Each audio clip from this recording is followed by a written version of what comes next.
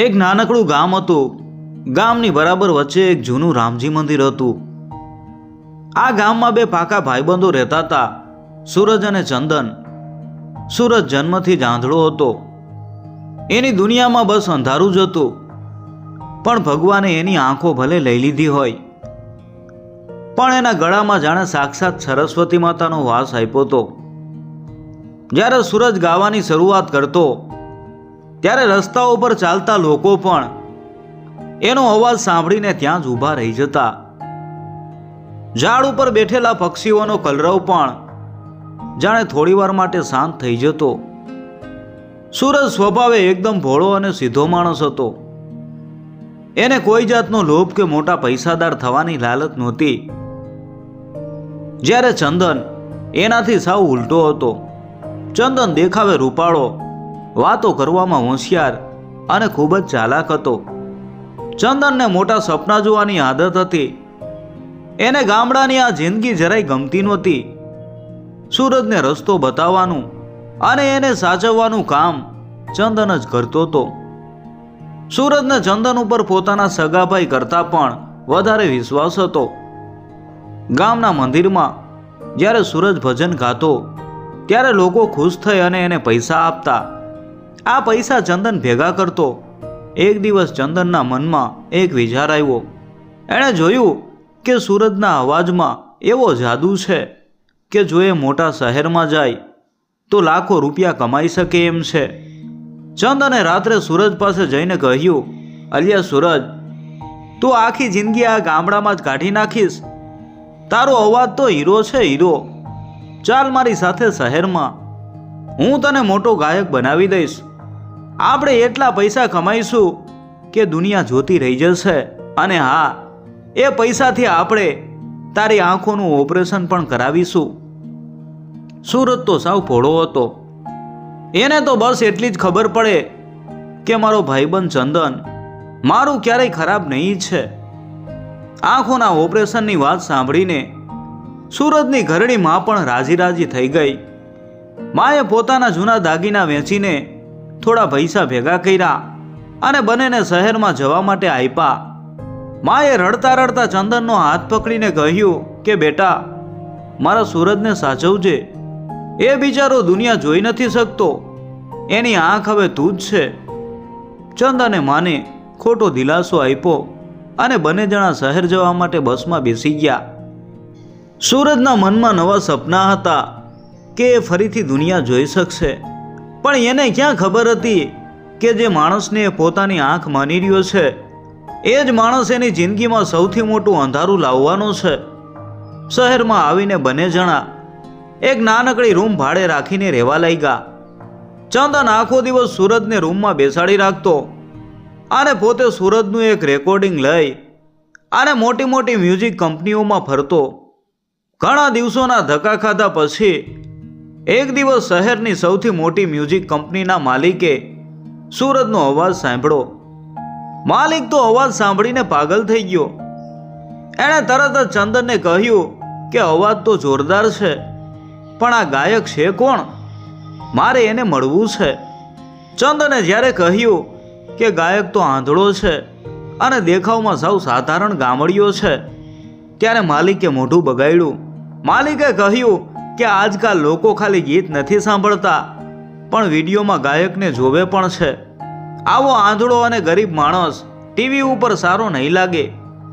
આપણું ગીત કોઈ સાંભળશે નહીં. આ વાત સાંભળીને ચંદનની આંખોમાં એક વિચિત્ર અને સ્વાર્થી ચમક આવી ગઈ.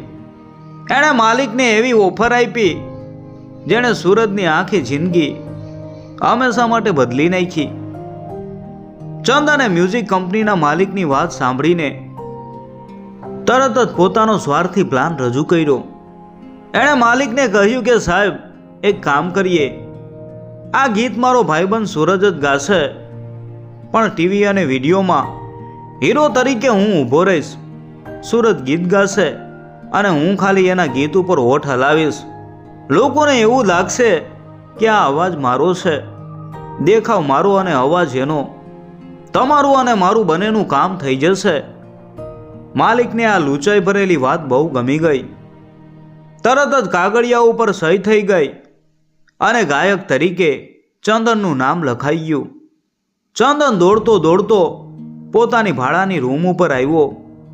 એણે સૂરજ પાસે બેસીને ખોટા આંસુ કાઢતા કહ્યું કે દોસ્ત, મેં બહુ કોશિશ કરી, પણ કંપનીવાળા કહે છે કે તું આંધળો છે, એટલે તારો ચહેરો કોઈને નહીં ગમે. જો તું લોકોની સામે જઈશ તો લોકો તારી મજાક ઉડાવશે અને પથ્થર મારશે. પણ મેં તારા માટે એમના હાથ પગ પકડ્યા, એટલે એ લોકો એક શરતે માયના છે. તારે એક અંધારા ઓરડામાં રહીને ગાવાનું, તારો ચહેરો કોઈને બતાવવાનો નહીં. બસ તું તારી મસ્તીમાં ગાતું રહેજે, બાકી બધું હું સંભાળી લઈશ. સૂરજ તો બિચારો સાવ ભોળો હતો. એને થયું કે દુનિયા ખરેખર બહુ ખરાબ હશે. એણે ચંદનનો આભાર માન્યો અને કહ્યું કે તારો ખૂબ ખૂબ આભાર ભાઈબંધ, તે મને લોકોના મેણાટોણાથી બચાવી લીધો. દિવસો વીતવા લાગ્યા. સૂરજ એક બંધ ઓરડામાં માઇક સામે બેસી અને દિલથી ગીતો ગાતો. એના ગીતો બજારમાં આવ્યા અને જોતજોતામાં તો આખા દેશમાં ધૂમ મચાવી દીધી. સૂરજનો અવાજ લોકોના દિલમાં વસી ગયો. પણ આ બધી વાહવાહી કોને મળી? ચંદનને. લોકો સમજતા હતા કે આ જાદુઈ અવાજ ચંદનનો છે. ચંદન રાતોરાત બહુ મોટો માણસ બની ગયો. એની પાસે મોટી ગાડીઓ, મોટો બંગલો અને લાખો રૂપિયા આવી ગયા. ચંદને સૂરજને પણ પોતાના નવા બંગલામાં રહેવા માટે બોલાવી લીધો. પણ એને બંગલાના પાછળના ભાગમાં આવેલા એક નાનકડા રૂમમાં રાખ્યો. સૂરજને ઘરની બહાર નીકળવાની ચોખ્ખી ના પાડી દીધી હતી. એકવાર ચંદનને એક બહુ મોટા પ્રોગ્રામમાં હજારો લોકોની સામે ગાવા જવાનું હતું. ચંદન ગભરાઈ ગયો, કારણ કે એને તો ગાતા આવડતું જ નહોતું. એણે એક નવો ખેલ કર્યો. એણે સ્ટેજની પાછળ એક જાડો પડદો લગાવ્યો. પડદાની પાછળ સૂરજને માઇક આપીને બેસાડી દીધો અને પોતે સ્ટેજ ઉપર જઈ અને ઊભો રહી ગયો. સૂરજે પડદાની પાછળથી પોતાના મધુર અવાજમાં ગીત ગાયું અને ચંદને લોકોની સામે ખાલી હોઠ હલાવ્યા. ગીત પૂરું થયું એટલે હજારો લોકોએ ઊભા થઈને જોર જોરથી તાળીઓ પાડી. પડદા પાછળ બેઠેલા સૂરજને એ તાળીઓનો અવાજ સંભળાયો. એ ખુશ થઈ ગયો કે લોકોને એના ભજન ગમ્યા. પણ બિચારા સૂરજને ક્યાં ખબર હતી કે બાર લોકો સૂરજનું નહીં પણ ચંદન ચંદન એવા નામની બૂમો પાડી રહ્યા છે. સૂરજ વારંવાર ચંદનને પૂછતો કે ચંદન, હવે તો આપણે થોડા પૈસા કમાઈ લીધા છે ને, મારી આંખોનું ઓપરેશન ક્યારે કરાવીશું? મારે એકવાર મારી માનું મોઢું જોવું છે. એ મારી કેટલી રાહ જોતી હશે. ચંદન દર વખતે નવું બાનું બતાવી દેતો, અરે ભાઈ, હજુ એટલા પૈસા નથી આવ્યા, કંપનીવાળા બહુ પૈસા કાપી ગયા છે અને જે મોટા ડૉક્ટર છે એ અત્યારે બહારગામ ગયા છે, તું થોડી ધીરજ રાખ. સૂરજ નિશાસો નાખીને ફરીથી ગાવા બેસી જતો. એક દિવસ ચંદને પોતાના બંગલામાં એક મોટી પાર્ટી રાખી હતી. મોટા મોટા પૈસાદાર લોકો ત્યાં આવ્યા હતા. સૂરજને હંમેશાની જેમ ઘરની પાછળના રૂમમાં પૂરી દેવામાં આવ્યો હતો. પણ એ દિવસે એક મોટી ભૂલ થઈ ગઈ. ચંદનનો એક નોકર સૂરજને જમવાનું આપવા ગયો ત્યારે ભૂલથી બહારનો દરવાજો ખુલ્લો રહી ગયો. સૂરજને બહારથી આવતો મોટો અવાજ અને સંગીત સંભળાયું. એણે પોતાની લાકડી લીધી અને ધીમે ધીમે બહાર નીકળવાની હિંમત કરી. રસ્તો શોધતો શોધતો સૂરજ બરાબર એ જગ્યાએ પહોંચી ગયો જ્યાં પાર્ટી ચાલી રહી હતી. સૂરજને કાંઈ દેખાતું નહોતું એટલે ચાલતા ચાલતા અચાનક એની લાકડી મોટા સ્પીકર સાથે ટકરાઈ ગઈ અને ધડામ દઈને મોટો અવાજ આવ્યો. અવાજ સાંભળીને પાર્ટીમાં એકદમ શાંતિ છવાઈ ગઈ. બધા લોકોની નજર સૂરજ ઉપર પડી. સૂરજે સાવ સાદા અને જૂના કપડાં પહેર્યા હતા. એના હાથમાં લાકડી જોઈને લોકો અંદરો અંદર વાતો કરવા લાગ્યા કે આટલા મોટા ગાયક ચંદનની પાર્ટીમાં આ ભિખારી જેવો માણસ ક્યાંથી ઘૂસી આવ્યો. ચંદને જ્યારે સૂરજને બધાની વચ્ચે જોયો ત્યારે એના તો હોંશ ઉડી ગયા. એના પગ નીચેથી જમીન સરકી ગઈ. એ દોડતો દોડતો સૂરજ પાસે પહોંચ્યો અને એના હાથ પકડીને દાંત પીસતા ધીમા અવાજે બોલ્યો કે મૂર્ખ, તું બહાર કેમ આવ્યો? મેં તને ના પાડી હતી ને કે રૂમમાંથી બહાર નથી નીકળવાનું. એટલામાં શહેરના સૌથી મોટા મ્યુઝિક ડાયરેક્ટર ત્યાં આગળ આવ્યા. એમણે ચંદનને પૂછ્યું, અરે ચંદનભાઈ, આ કોણ છે?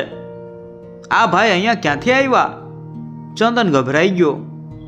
એણે બધાની સામે જૂઠું બોલતા કહ્યું, અરે સાહેબ, આ તો મારા ગામનો એક ગાંડો અને આંધળો ભિખારી છે. મારી પાછળ પાછળ અહીં શહેરમાં આવી ગયો છે. એને થોડી માનસિક તકલીફ છે. હું હમણાં જ એને પકડી અને બહાર કાઢું છું. સૂરજના કાને આ શબ્દો પડ્યા અને એનું હૃદય તૂટી ગયું. જે ચંદનને એ પોતાનો સગો ભાઈ માનતો હતો એ આજે એને ગાંડો અને ભિખારી કહી રહ્યો હતો. એ જ વખતે ડાયરેક્ટરે ચંદનને હસતા હસતા કહ્યું, અરે જવા દ્યો ને ચંદનભાઈ, એ બિચારો ક્યાં જશે? આજે આટલી સરસ પાર્ટી છે અને આટલા બધા મહેમાનો આવ્યા છે, તો તમારું પેલું નવું ભજન આમને લાઈવ ગાઈને સંભળાવો ને. આજે કોઈ મ્યુઝિક નહીં, અમારે ખાલી તમારો અસલી અવાજ સાંભળવો છે. આ સાંભળીને ચંદન તો પરસેવે રેબઝેબ થઈ ગયો. એને તો ગાતા આવડતું જ નહોતું. એના હોઠ ધ્રુજવા લાગ્યા. એ બાના શોધવા લાગ્યો કે સાહેબ, આજે મારું ગળું થોડું ખરાબ છે, હું આજે નહીં ગાઈ શકું. પણ લોકો માન્યા નહીં. બધા તાળીઓ પાડવા લાગ્યા અને બૂમો પાડવા લાગ્યા કે ચંદન, ચંદન, એક ગીત ગાવ. સૂરજ હવે ચંદનની આખી રમત સમજી ગયો તો. એને ખબર પડી ગઈ કે ચંદને એના અવાજની ચોરી કરી છે અને આખી દુનિયાને છેતરી છે. પોતાની આંખોના ઓપરેશનના પૈસા પણ આ જ ચંદન ખાઈ ગયો છે. સૂરજની આંખમાંથી આંસુ વહેવા લાગ્યા, પણ આજે એણે રડવાના બદલે હિંમત ભેગી કરી. અચાનક એ જ ભરી મહેફિલમાં સૂરજે પોતાનો અવાજ છોડ્યો. એણે એ જ ભજન ગાવાનું શરૂ કર્યું જેની ફરમાઈશ લોકો ચંદન પાસે કરી રહ્યા હતા. સૂરજના ગળામાંથી જાણે સાક્ષાત સરસ્વતી માતા વહેવા લાગી. એનો દર્દભર્યો અને મીઠો અવાજ આખા બંગલામાં ગુંજી ઉઠ્યો. બધા લોકો તો આભા બની ગયા, મોઢામાં આંગળા નાખી ગયા.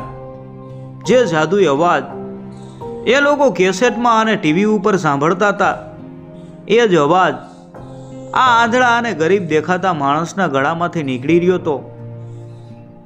એના અવાજમાં એટલું દુઃખ હતું કે પાર્ટીમાં ઊભેલા મોટા મોટા લોકોની આંખોમાં પણ પાણી આવી ગયા.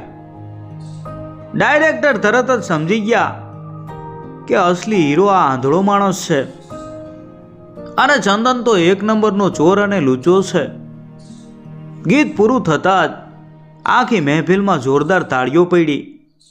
પણ આ વખતે તાળીઓ ચંદન માટે નહીં, પણ સૂરજ માટે હતી.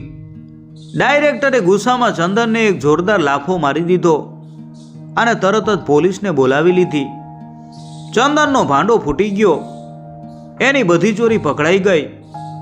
પોલીસ ચંદનને પકડીને જેલમાં લઈ ગઈ અને એનો બધો ખોટો પૈસો જપ્ત થઈ ગયો.